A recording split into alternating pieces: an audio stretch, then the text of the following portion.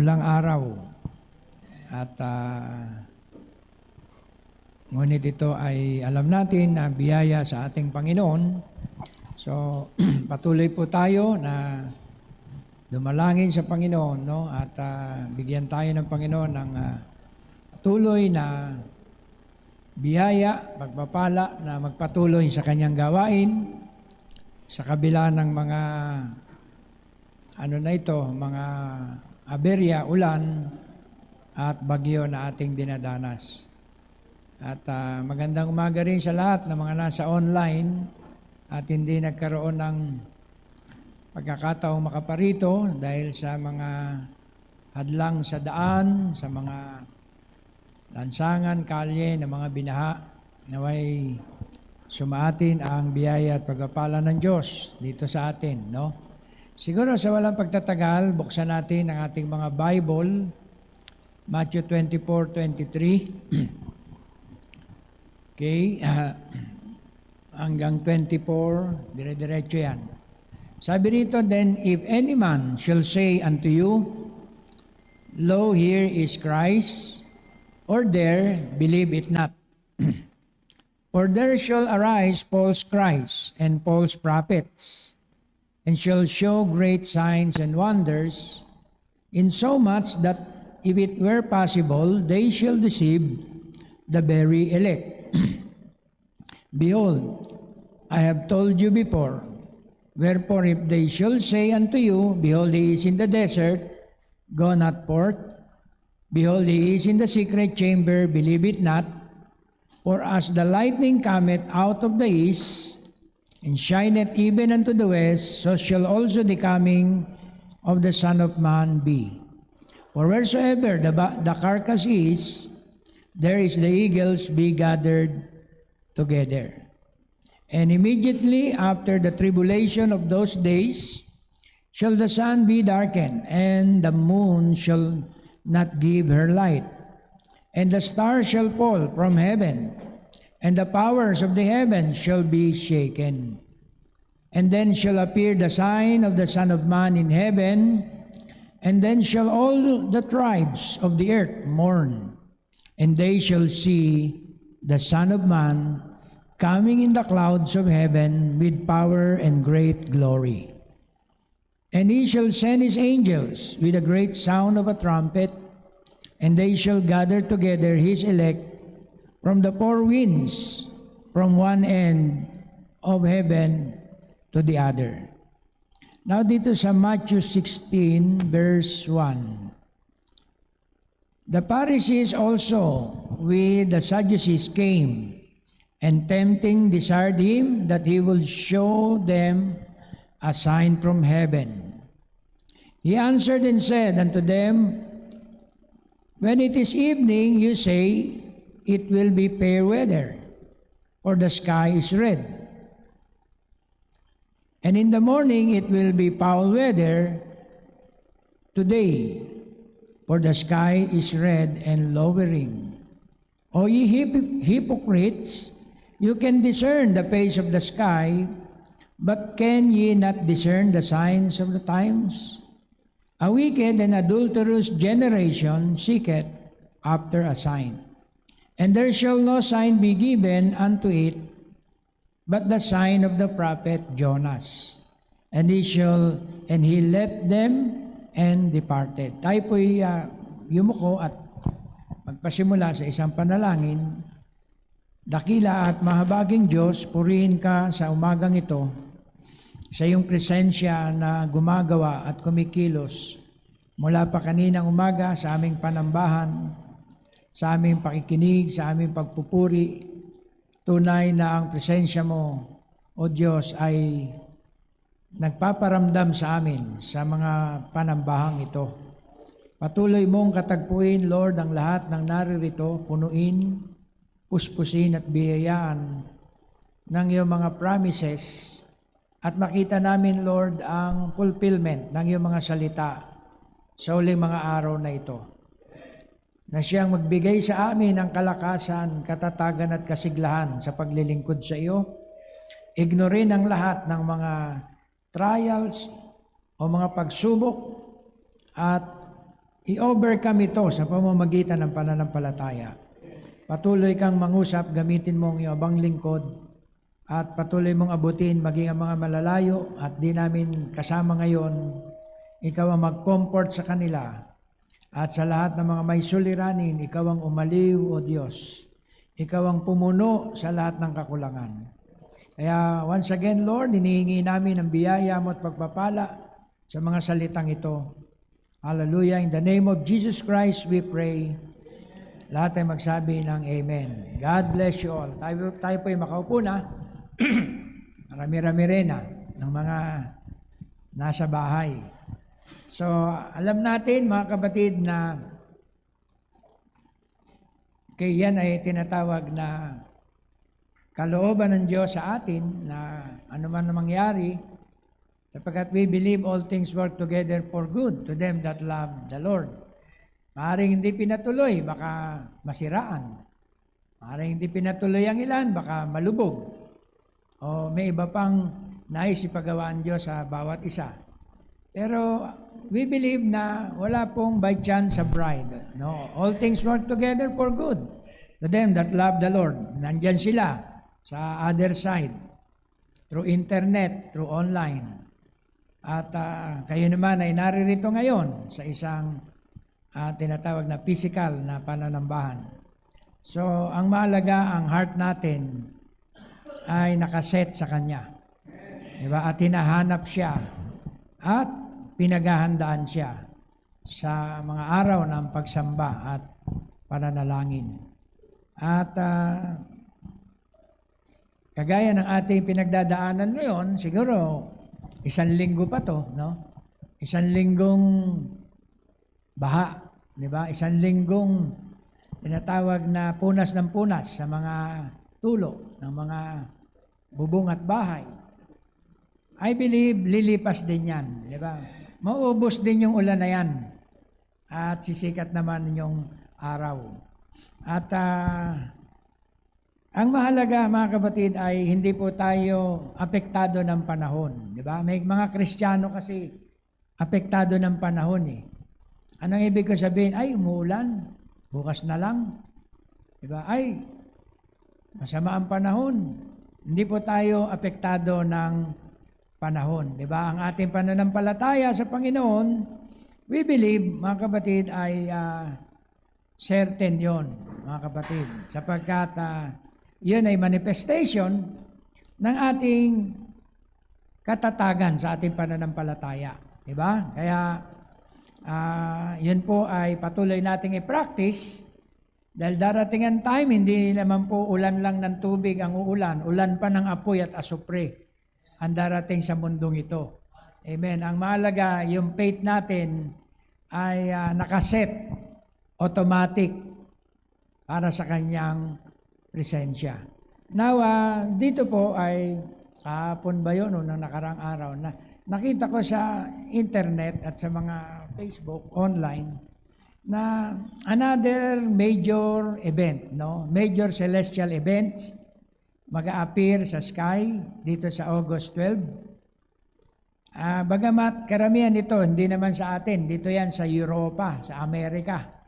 No? At na sinasabi, total solar eclipse, the moon passes directly in the front of the sun, casting a path of totality across Greenland, yan, sa mga lugar na yan, Iceland, northern Spain, partial phases visible in the north, in parts of the North America and Europe. Perseid meteor shower peak, yan, pangalawang sign. The annual meteor shower reaches its peak activity rate, filling the night with fast and bright shooting stars. Kasi kitang-kita mo siya dahil may eclipse eh. Kaya kitang-kita mo yung mga tinatawag na pollen stars na sinasabi. But we believe yan po ay mga meteor. New moon, dark skies. A new moon coincides with the date, eliminating moonlight interference and creating ideal dark sky conditions for viewing meteors and stars. Okay, then the fourth, The planet alignment or the parade of planet. Multiple planets align across the pre-dawn and twilight skies visible near the sun or along the horizon depending on the regional viewing times. Kaya yun po, 4 pala yun, mga kapatid, no? Minsan, pa isa-isa lang. Ngayon, sabay-sabay na sila. Di ba? Pinagsabay-sabay na ni Lord yung tanda. Di ba? Yung solar eclipse or ano pa ito?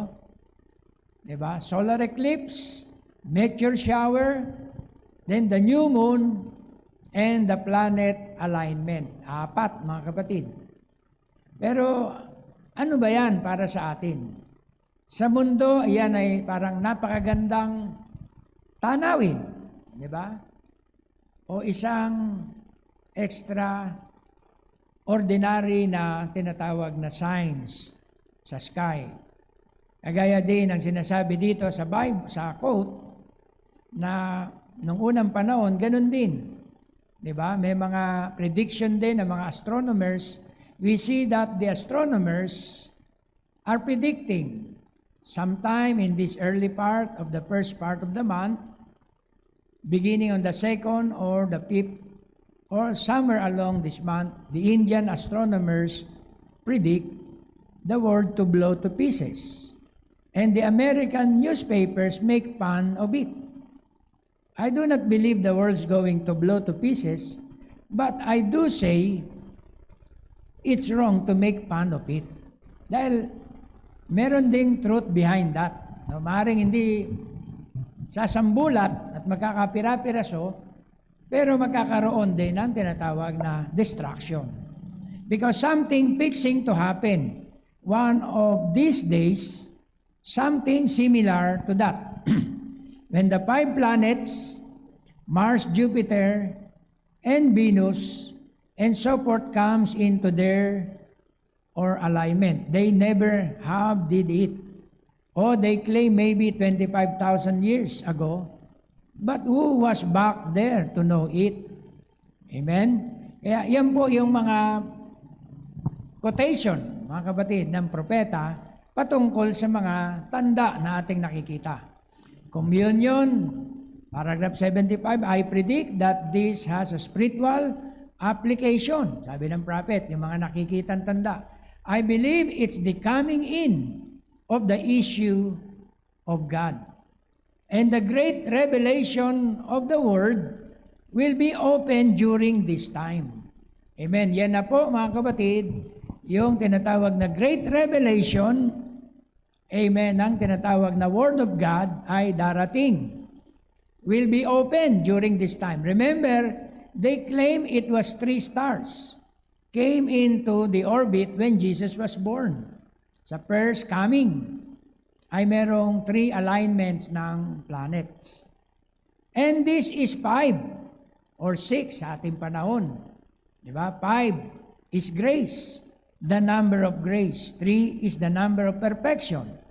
5 is the number of grace. Jesus, grace, faith, puro 5. So forth. Number of grace. God ever sends His power to the church. It will be His grace. Amen? Kung magkaroon ng tinatawag na revealing ng full word manifestation sa mundo, it is God's grace. Amen? Na ang tinatawag na mundo ay nakatanggap ng tinatawag na full revelation ng Word of God. Amen? At ang mga division, confusion, mga kapatid, ay aalisin ng Panginoon. Now, God ever sends His power to the church, it will be His grace, and it won't be the obedience of the people. And Isaiah said in the 40th chapter, how to cry to Jerusalem that her warfare was over, yet she was guilty of idolatry. But it was God's grace that was sending it. Imagine, mga kapatid, namumuhay sa kasalanan. Amen. Ang tinatawag na Israel, ang Jerusalem, siya ay guilty of idolatry. Pero sinabi ng Isaiah, the prophet, amen, that her warfare was over. And yet she was guilty of idolatry. But it was God's grace that was sending it. God sends anything to us, it will be His grace and not our merits. Kaya yung pong mga palatandaan, signs and wonders above, ay sign ng kanyang grace ng Diyos. Biyaya niya para sa atin and not our merits. Hindi sa ating mga gawa, hindi sa ating mga pagsisikap, kundi biyaya po yun, mga kapatid, unconditional. Amen? Hallelujah. Now, tignan natin yung mga susunod na quotation. So, it may mean something. Okay, sana makita nyo dyan. I predict that there will be a change. I don't know what it will be, but I believe it's fixing to happen. We're right on the eve of it now. So, mga kapatid, meron pong magaganap, amen, na sinasabi niya, pero ang kaganapan, mga kapatid, ay nasa eve na po natin. So, itong nakita niyo sa map, sa kanila po yan mag-a-appear na klaro yung mga solar eclipse, partial eclipse sa portion ng US, amen, at yung pong tinatawag na 4 na sign na magaganap. Alignment ng 6 planets. Okay? Yung pinakamalayo na planet ay hindi na visible sa naked eye. Siguro yung 5 maging visible. Then merong solar eclipse. Sabay-sabay yan sa loob ng isang araw. Then tapos ay merong mga meteor shower na makikita mo yan, ang mga bulalakaw na nanggagaling sa kalangitan. Sabi rito, little flock that will be given in the last days, which will be a remnant of the Gentiles that will be carried over. When Jesus came, there wasn't but just a very few there that believed. Kaya kukonti lang, di naman talaga maramihan. John's little group was the one who believed. Jesus taken them from there on and made disciples out of them and went on. Kaya hindi po siya quantity, kundi quality ng little group. Amen, na makare-recognize sa sign na ito. So sabi ng message ng prophet, true signs that overlook. Hindi nakita, pero merong true signs. Ang nakita nila ay yung natural sign. Pero yung spiritual signs na overlook, hindi nila naintindihan. At true signs that overlook. Man has sought for signs all the way from Pharaoh until today. Yun ang tao eh. Mahilig sa tanda, di ba? Mahilig sa ebidensya. Pruweba. Amen.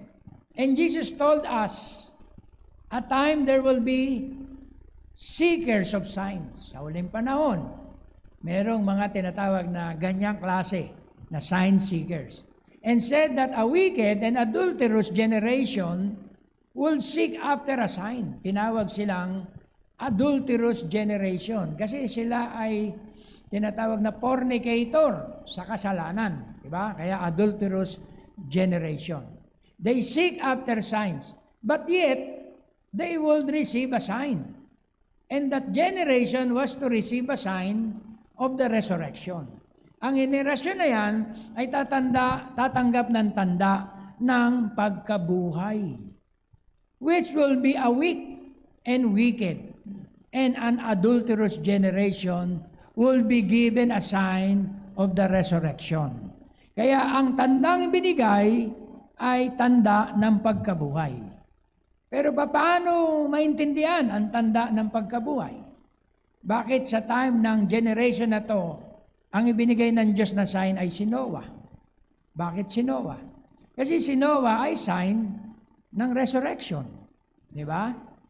Kaya mapansin natin, mga kapatid, si Jonah ay sign din ng resurrection. Kasi 3 days na siyang wala eh. 3 days na siyang nasa womb ng isda. Yun ay tipo, mga kapatid, ng hell. Di ba? Tipo ng hell. Nandun na siya sa loob. But after 3 days, siya po ay iniluwa. Yun ay sign ng resurrection. Kanino siya iniluwa? Hindi sa righteous. Hindi siya iniluwa sa mga religious. Iniluwa siya doon sa wicked generation. Itong panahon na ating ikinabubuhay, ang wicked generation. Iniluwa siya ron for a sign. Amen? Na merong resurrection, may pagkabuhay. So, of course, yung mga taga-Ninive, alam natin kung ano ang kanilang history. Sila po ay pagano. At ang dinidiyos nila, mga kapatid, ay ang creature sa karagatan. Mga isda ang kanilang sinasamba. Yung isda nila, which is God sa kanila, nagluwa ng isang propeta. Can you say amen? So of course, kung propeta yung iniluwa sa kanila, lahat na sasabihin ng propeta ay pakikinggan nila. Tama, mga kapatid? At ang propeta tumakas sa kalooban ng Diyos, pero bumalik pa rin siya sa kalooban ng Diyos. Diba? Tumakas papuntang Tarsis. Ang mensahe ng Diyos doon sa adulterous generation ka pumunta. Dahil may mga bride doon, may mga believer doon, takas. Tarsis. Sumama ang panahon. Diba? At naramdaman niya, yun ay mensahe ng Diyos para sa kanya. Sabi niya, baka meron dito na tumatakas sa kalooban ng Panginoon. Umami na. Nakonsensya na si Jonah dahil maraming mapapahamak. Dahil sa kanya, sabi niya, ako yun. Itapon niyo na lang ako sa dagat. Kasi ako yung tao na tumakas sa kalooban ng Diyos. Bakit? Sino ka ba? Preacher ako, prophet ako. Inutusan kasi ako sa Ninive. Tumakbo ako papuntang Tarsis. Kaya sumama ang panahon. Itapon niyo na lang ako. Kasi nung magpalabunutan, sa kanya napunta yung islat. Kaya tinanong siya, Brad, ano bang history mo? Ano ba ang autobiography mo? Ano ang biodata mo? Preacher ako, a man running away from the presence of God. Ay, kaya pala eh. Sige Brad, pasensyahan na ha. Tinapon si Jonah. Habang nagsuswim si Jonah, merong special peace. Amen. Yung special peace pala na yon ay Diyos ng mga taga-Ninive. 3 days, dun siya sa belly. Nag-praise siya, Lord. Di ba? Tinakasan ko ang kalooban mo, pero your will be done. Eto ako ngayon, nasa submarino. Kasi yung tiyanong isda, parang submarino, may oxygen doon eh. Di ba? Pero yun ay tipo ng hell. Kaya yung isang tao, mga kapatid, na napunta na sa hell, pagkatapos na buhay, yun ang resurrection. Kaya inisip ko, bakit sign of resurrection ang ibinigay sa adulterous generation? Dahil si Jonah ay sign ng resurrection.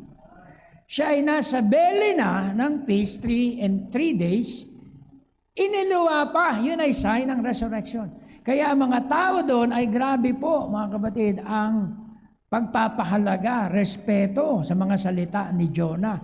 Kaya pati hayop doon nag-ayuno.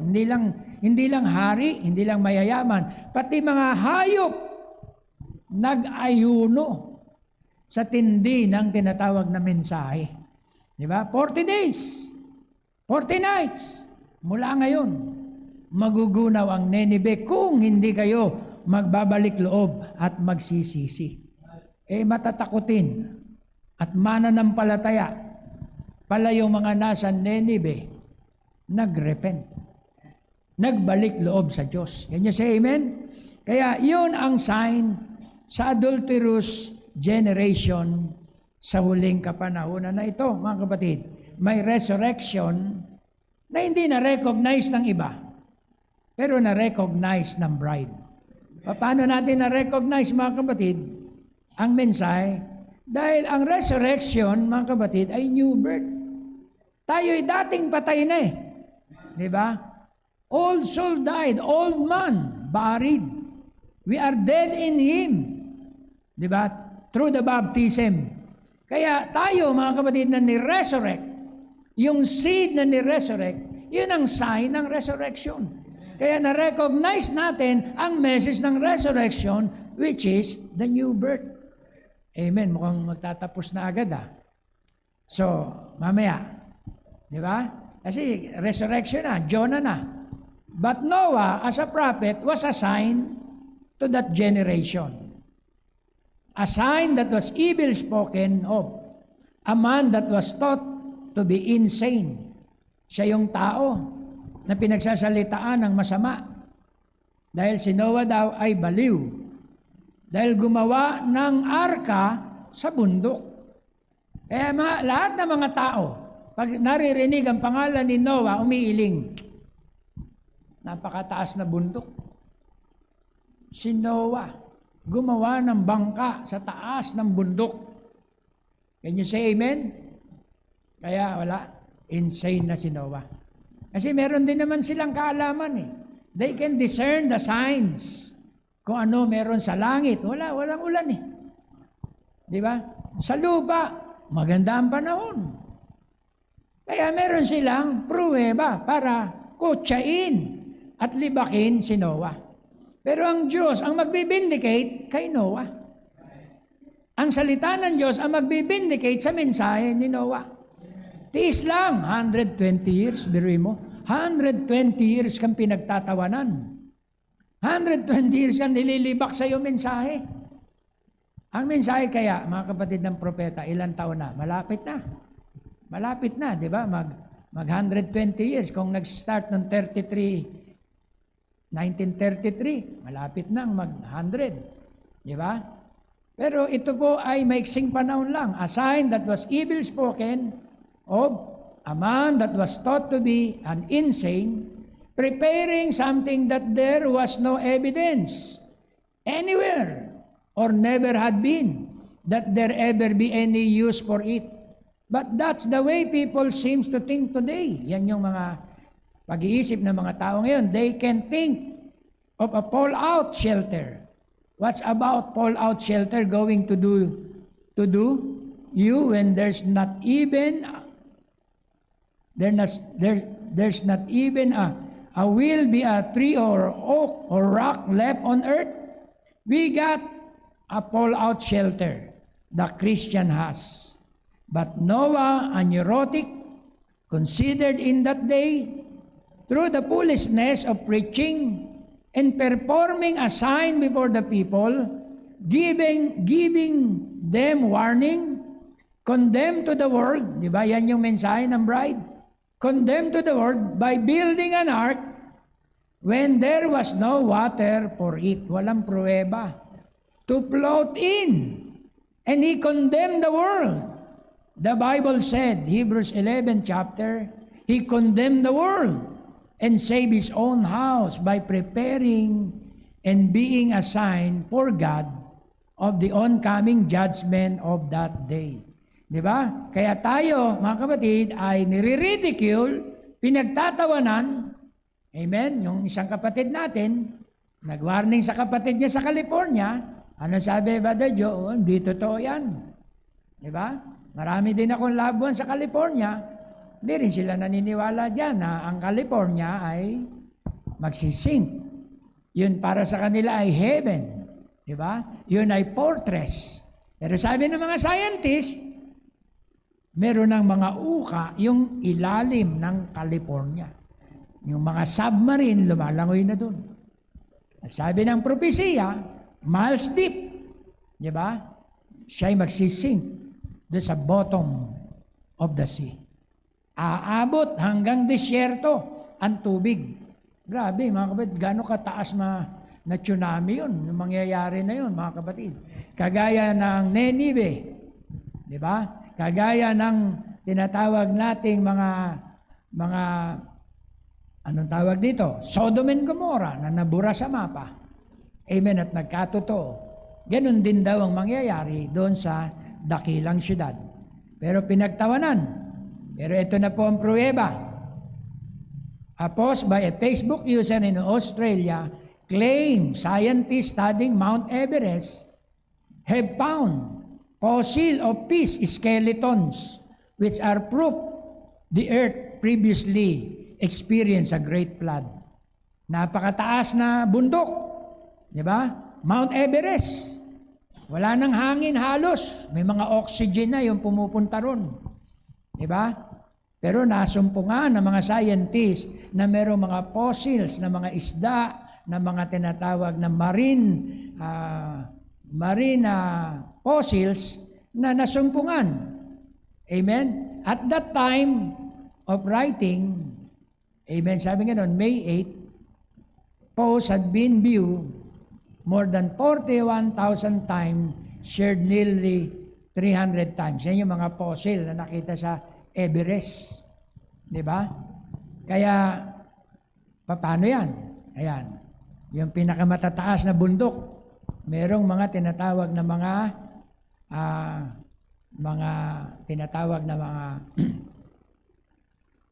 anong tawag doon? Fossils ng mga tinatawag na skeleton o proof na merong tinatawag na mga marine rock, di ba, na stored doon. Kasi mga kapatid, meron sinabi din ng Biblia na ang buong mundo ay nalubog sa tubig. Di ba? Yung Everest na minsan nasa bottom of the ocean, mga kapatid, ay napuntad ngayon doon sa tinatawag na tuktok. Kaya yung mga tinatawag na mga fossils ng marine remain doon ay nasumpungan. So, ibig sabihin, totoo pala na bumaha. Totoo pala, mga kapatid, na na-reach ng tubig kahit yung pinakamatataas na bundok. Sapagkat yung bangka ni Noah dumaong sa Mount Ararat. Napakataas na bundok. At nakita din nila yung mga gopher wood na ginamit doon sa panahon ni Noah, yung ark. Andun, mga kapatid. At ngayon ay ilang feet po yon below the sea level. So tumaas talaga ang tubig. Patotoo na pinamalian yung mga tinatawag na mga skeptic sa mga panahon na yon. Amen. Oh, sabi rito sa super sign, "Oh God, if the world could only see that God and man are one. The super sign was that first man that God could come into. All that God was, He poured into Christ. And all Christ was, He poured into the church. The super sign, and God and man together, that was to be the super sign." Yun, yung na-overlook ng mundo ngayon ay ang super sign. Na God and man became one. Di ba? Super sign of the last day when the entire Bible was to be fulfilled in the last day. Entire Bible ay na-fulfilled in the last day. At tinawag po ito na super sign. Kaya papaano ka manghihina? Papaano ka manglulupaypay? Di ba? Papaano ka babagal ng iyong pagtakbo at paglakad sa panahon na ito? Yung super sign nandito na. A super sign, a virgin shall conceive sa panahon ni Jesus. Ano po ang nakita doon? Alignment ng planet. Di ba? Sa first birth. And this conception, when it's brought forth, will be God manifested in flesh. A super sign. And they still don't believe it. Ang nakita nilang super sign, yung alignment ng planet. Pero yung babae na birhin na nagkaroon ng anak, hindi nila na-recognize. Yung word made flesh, hindi nila na-recognize. A super sign, they still don't believe it. But it was anyhow. It's still a super sign. Until now, they did not believe na sa virgin birth ni Jesus Christ. Maraming mga grupo hindi naniniwala na ang kapanganakan ni Jesucristo ay virgin birth. Amen. Pero yun ay super sign at na-overlook ng mundo. Sa 1:11, notice super sign, they got Superman today, but they got fictions of Superman, all these other kind of super things, puro super things, super power, can you say amen? Super nation, super missile, lahat super. But the church has got a super sign. And God back in the church manifested in human flesh. God united with man, His sure super sign. Notice the eternal sign, an unfailing sign, it will never fail man and the Word. The Word and man become one. When God's Word and man becomes one, St. John chapter 1, in the beginning was the Word, and the Word was with God, and the Word was God, and the Word was made flesh and dwelt among us. That's the super sign. If that was the super sign of that day, when that same Spirit that was on Jesus Christ comes into His church to manifest the written Word for today, that is still the super sign. Can you say amen? Kung ang nangyari noong 33 AD ay super sign. At yung nangyari ngayon sa huling kapanahunan na God and man became one, yun din ay super sign, mga kapatid, na hindi na-recognize ng mundo. Ano na-recognize nila? Yung alignment ng planets. Di ba? Yan yung na-recognize nila. Yung tinatawag na meteor shower. Magpapaselfie yan. Di ba? Sa meteor shower. Magpapaselfie yan sa eclipse. Di ba? Magpo-post yan sa mga FB ng maraming mga signs sa sky. Pero yung tanda sa kapanahunan ay hindi na-recognize. Na God and man, or the coming of the issue of God. Di ba? Na sinasabi doon sa quote, the coming of the issue of God. Amen. Na hindi na-recognize sa henerasyong ito. Pero merong mga tinatawag na predestinado dito sa evil and adulterous generation na magre-repent. Can you say amen? Kaya yung mga tao ngayon, di ba, ay mapapahiya doon sa mga taga-Nineveh. Di ba? Bakit? Kami, sa preaching ni Noah, nagrepent eh. Hindi nga nagkatotoo, pero naniwala. Kayo pa, di ba, na ang oncoming judgment ay paparating na, hindi pa rin kayo naniwala. Kasi lalong mamumusong daw ang mga tao. Pag pinahirapan ang mundong ito, hindi magre-repent eh. Lalo pang susumpain at pupusungin ng Diyos. Yun daw ang henerasyong ito. Can you say amen? Kaya worthy para sa judgment talaga sa napipintong tinatawag na kaparusahan. Kaya God always uses people. God uses people.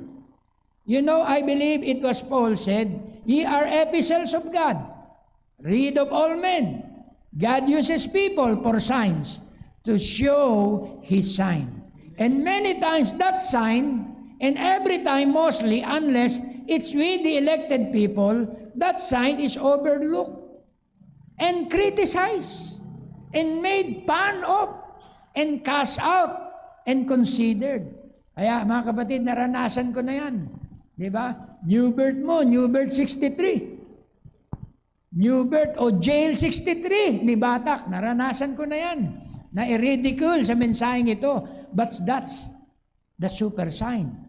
Through that new birth, merong uniting. God and man became one. Kaya kung walang kapanganakan na yan, mga kapatid, walang uniting. Walang super sign. Amen. Hallelujah. Kaya iba't ibang breaking na po ang narinig ko sa panlilibak. Iba't ibang tinatawag na view. Meron pang ibang view, mga kapatid, hinimay.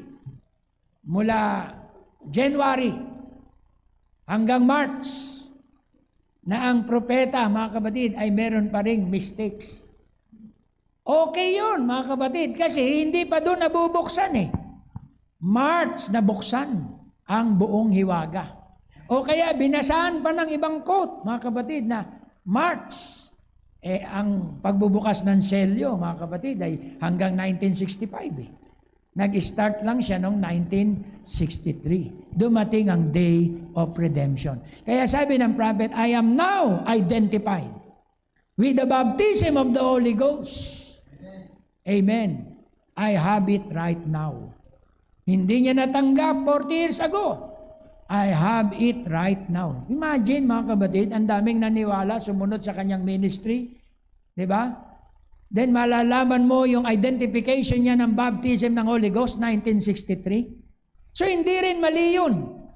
Kasi yung mga unang panahon na yon, mga kapatid, ay yun ang tinatawag na justification, sanctification, restoration of the gifts. Okay po yun, mga kapatid. Para i-ready ang tao doon sa tinatawag na issue of God.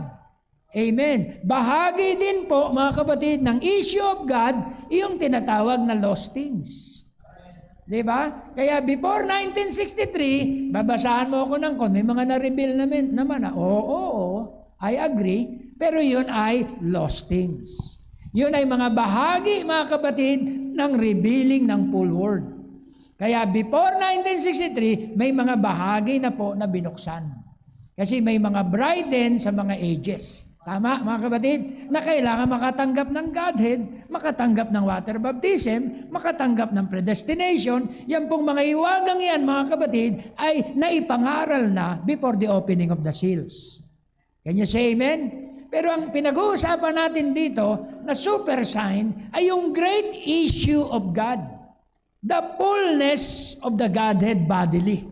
At yun ang time, mga kapatid, na God and man became one dahil dito sa new birth sa huling kapanahunan. Tignan nyo, mga kapatid, ang mensahe. Dito po tayo magtatapos. Amen. 1963 paradox. Ang paradox ay mysterious, unbelievable, but it is true. Yun ang ibig sabihin ng word na paradox. Unbelievable, hindi ka panipaniwala. Kakatwa, kamangha-mangha, pero totoo.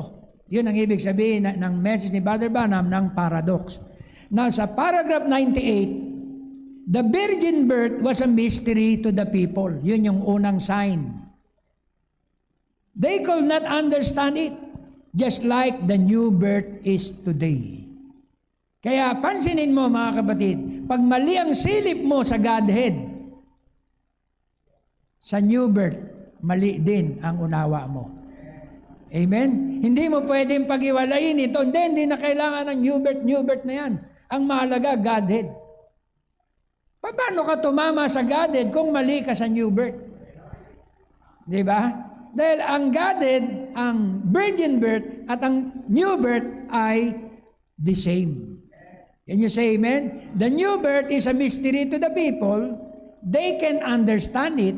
They don't know what you mean. They have belittled it, bring it down, saying, well, just because you believe something. The devils believe the same thing and trembles. It isn't what you believe.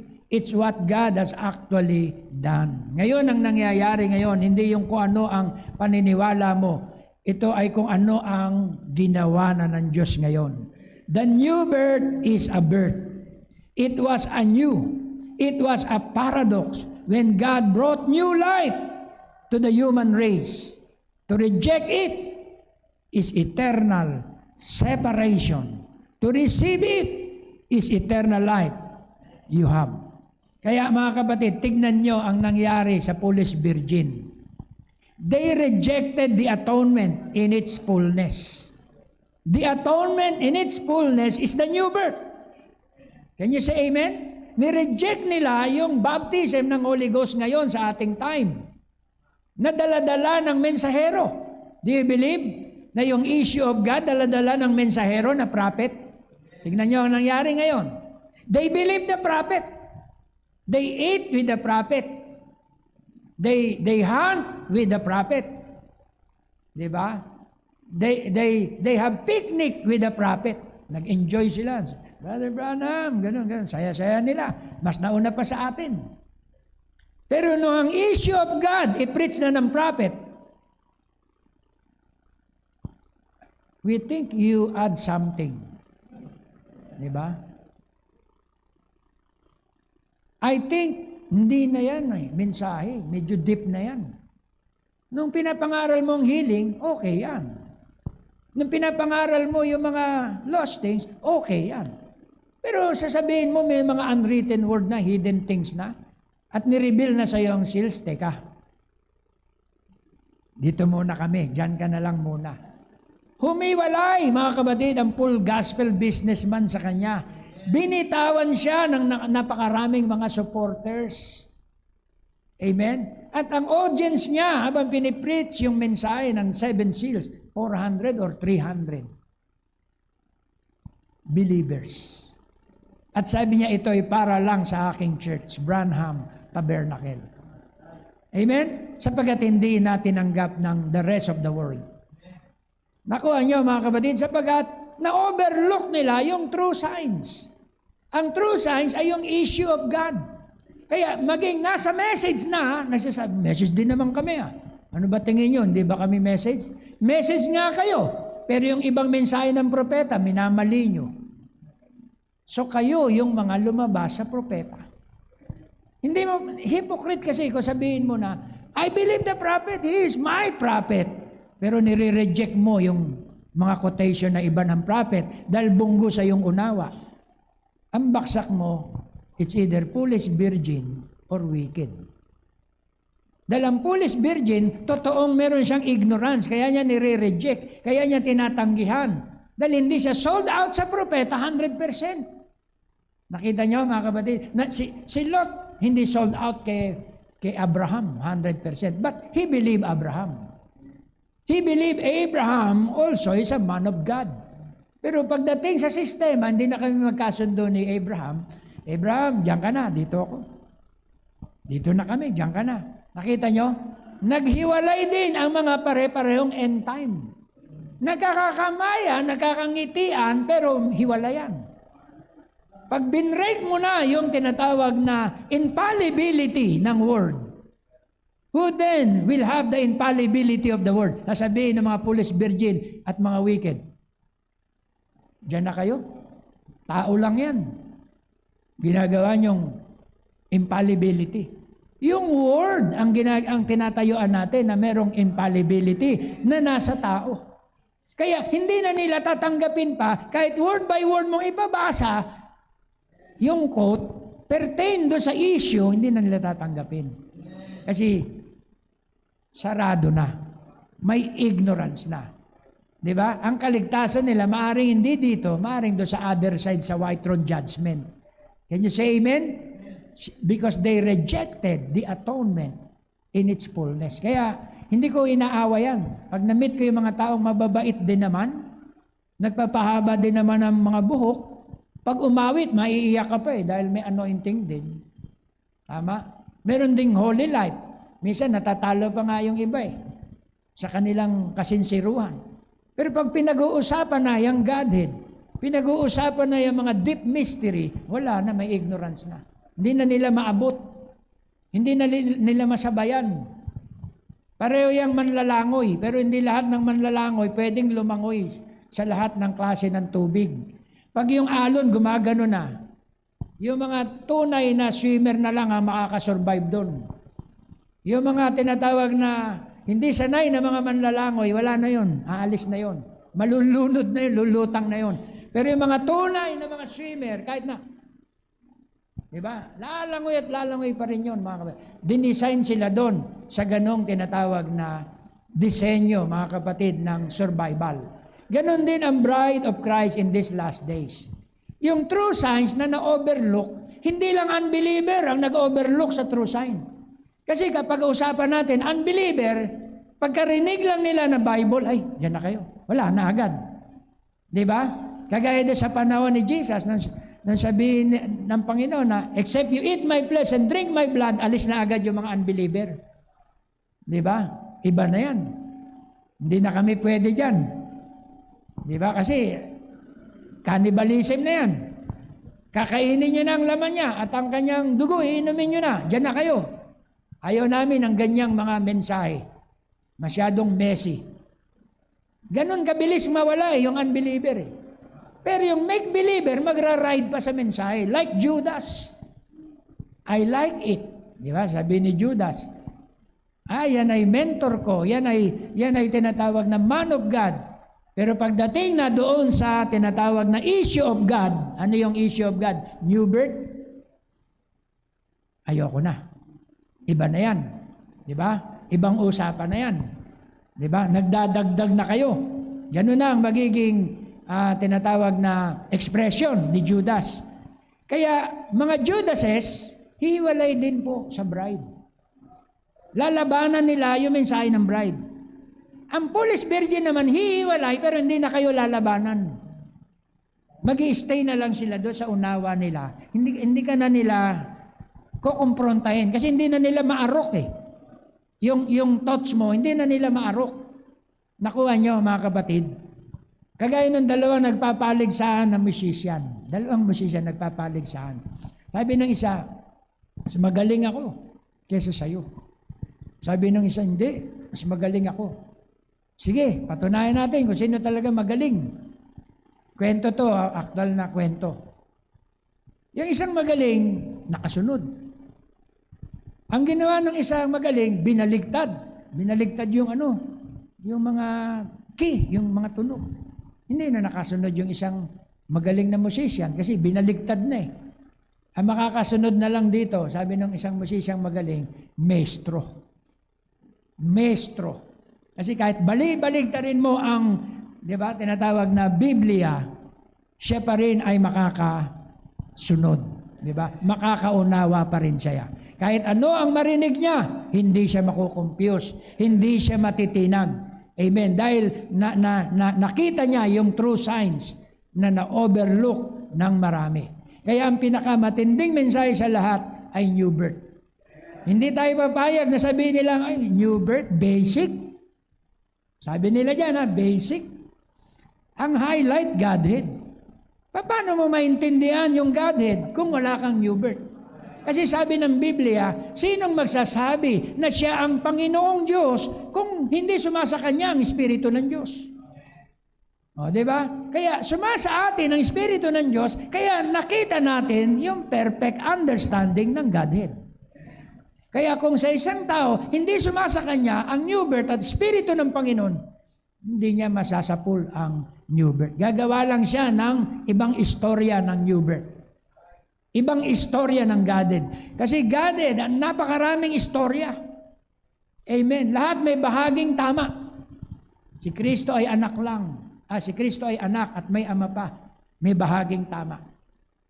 Si Kristo ay tabernakulo lang ng Diyos. May bahaging tama. Diba?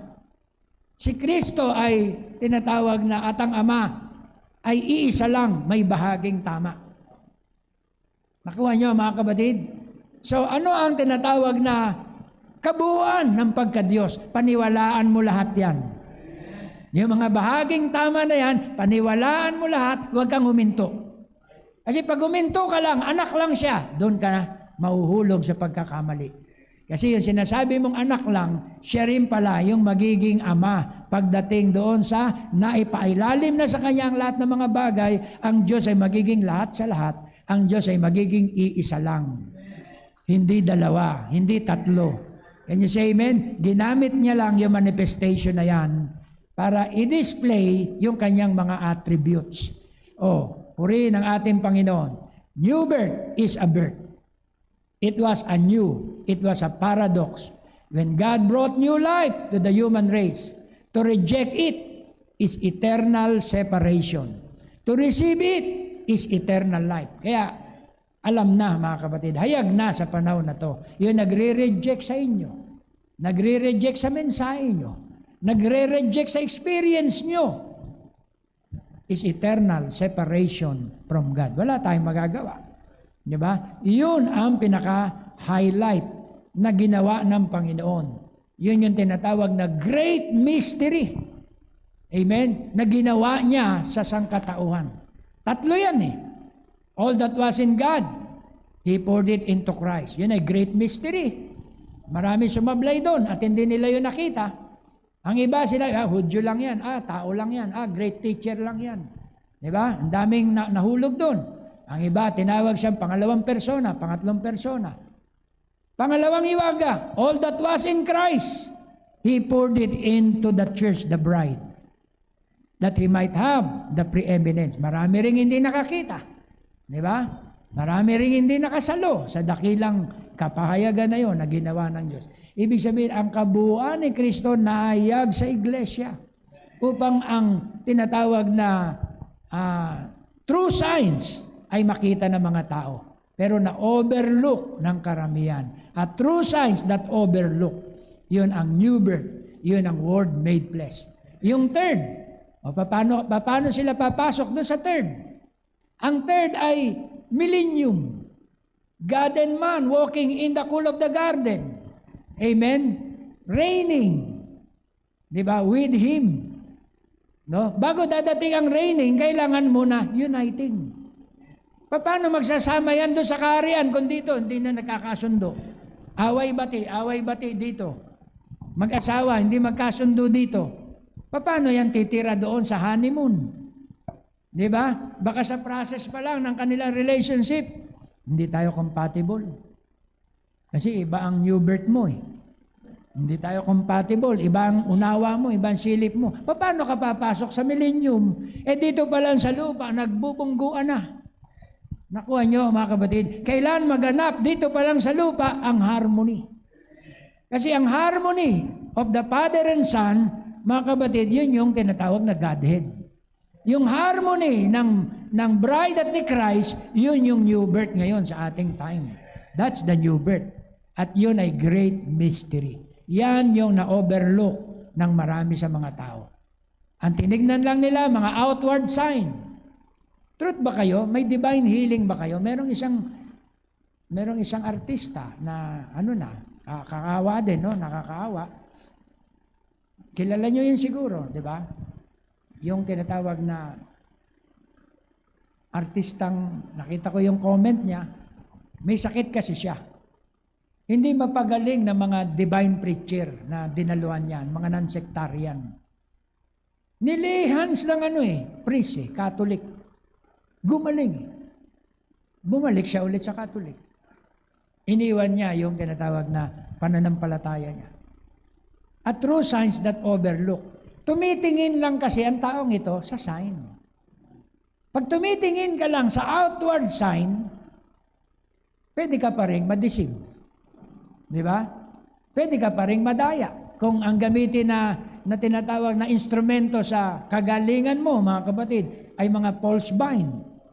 Di ba? Albularyo, nakapagpapagaling din. Tingin ko kung albularyo makapagpagaling sa kanya, baka sabihin, mas truth pa ang albularyo kaysa sa mga born again na to Kasi hindi po lahat ng mga born again fellowship ay truth. Nagets nyo, mga kapatid? Pwede nilang ipangaral ang mga healing, pwede nilang ipangaral ang mga tinatawag na ibang bahagi ng salita, pero yung issue of God, hindi nila maipapangaral. Kasi yun ay inireveal lang ng Diyos sa kanyang nobya. Kaya hindi para sa lahat. Kaya ang mensahe ng bride, exclusive lang ito para sa bride. Hindi siya para sa mundo. I-reject siya ng mundo, mga kapatid. Nagets nyo, mga kapatid? True signs that overlook. Hindi rin pang maramihan, kundi para sa konting grupo lang ng mga mananampalataya. Kaya purihin ang ating Panginoon. Naintindihan nyo ang ating pinag-uusapan? Amen. Titingin ang buong mundo sa August 12 sa extra fenomeno na magaganap sa celestial, sa himpapawid. Pero yung tunay na sign na nangyayari na ngayon, ang new birth, ang issue of God na nasa mga tao na, hindi nila nakita. But thank God, merong predestinated bride na merong respeto sa new birth. May pagpapahalaga, mga kapatid, sa tunay na mensahe ng ating Panginoon. God bless you at pagpalain tayong lahat.